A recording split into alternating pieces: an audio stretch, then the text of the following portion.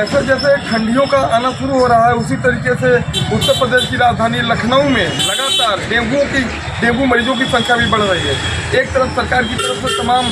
प्रबंध किए जा रहे हैं किसी भी तरीके से डेंगू को रोकथाम में कुछ काम किया जाए, लेकिन जिस तरीके से अभी एक स्वास्थ्य मंत्रालय का आंकड़ा आया है जिसमें ये दिखाया गया है कि उत्तर प्रदेश अभी 2-3 दिनों के अंदर डेंगू पेशेंटों की संख्या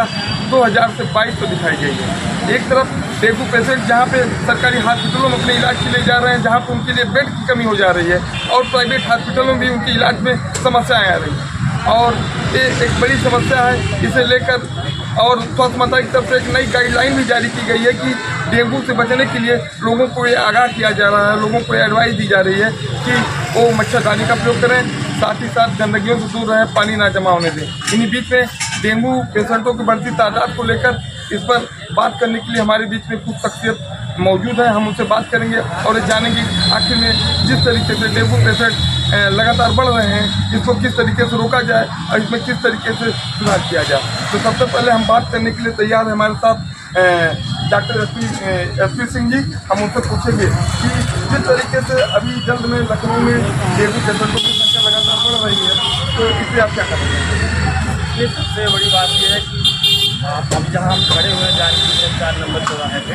अब यहाँ पे इतनी गंदगी है, पानी का जमाव हो रहा है, कूड़ा यहीं भी फेंका जा रहा है, तो इससे मच्छर नहीं पनपेंगे तो और क्या पनपेंगे। इसलिए सरकार को और सरकार की जो और संस्थाएं हैं, नगर निगम है, उनको पूरा इस पर ध्यान देना चाहिए। और दूसरी बात, जब फ्लॉगिंग कराई जाती है तो गली में 20 गली हैं, 2 गली में फ्लॉगिंग करा के बाकी गलियों को छोड़ दिया जाता है, तो डेंगू का रुकाव कैसे होगा? ये सरकार की बहुत बड़ी नाकामी है। लेकिन जैसे देखा जाए हमेशा कई बार गवर्नमेंट की तरफ से योजना है, नगर निगम की तरफ से योजना है, ताकि लोग फॉगिंग देखी जाती है, लोग यहाँ पे फॉगिंग होती भी कई बार हमने देखा है, लेकिन उसके बाद आप इसमें क्या कहना चाहते हैं कि डेंगू किस तरीके से तादाद बढ़ रहे हैं मरीजों की और यहाँ पे समस्याएं हो रही हैं, तो जो फॉगिंग की बात अभी उनकी है, तो इसमें क्या कहना चाहते हैं आप? फॉगिंग उठाते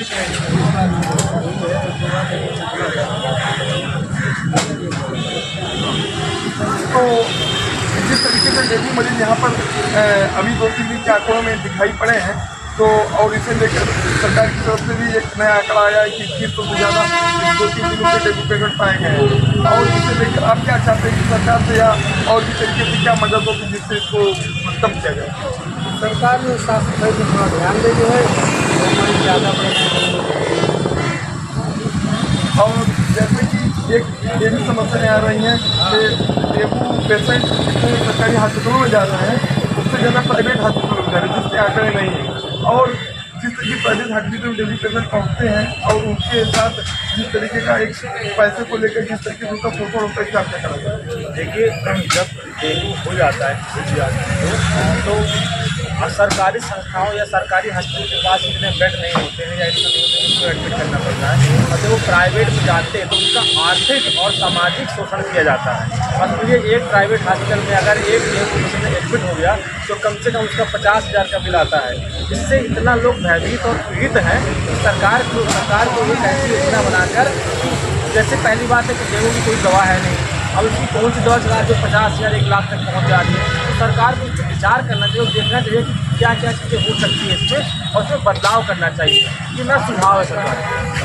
तो इस तरीके से हमने कुछ लोगों से बात की और लोगों के अपने अपने तथ्य रहे, और लोगों का एक कहना है कि जिस तरीके से डेंगू पेशेंट आ रहे हैं और सारी चीज़ें हो रही हैं, जिसमें सरकार को इसको अमल में लेना चाहिए कि इसके लिए सरकार को ज़्यादा से ज़्यादा सरकारी चिकित्सा व्यवस्था बढ़ानी चाहिए, और इसके साथ साथ उन पर नियंत्रण करना चाहिए जो प्राइवेट हॉस्पिटलों में डेंगू पेशेंटों को लेकर ज़्यादा ज़्यादा धन हो रही है। फिलहाल इस खबर में इतना ही, और आप बने रहिए रिपब्लिक न्यूज़ के साथ। मैं अवनीश, लखनऊ।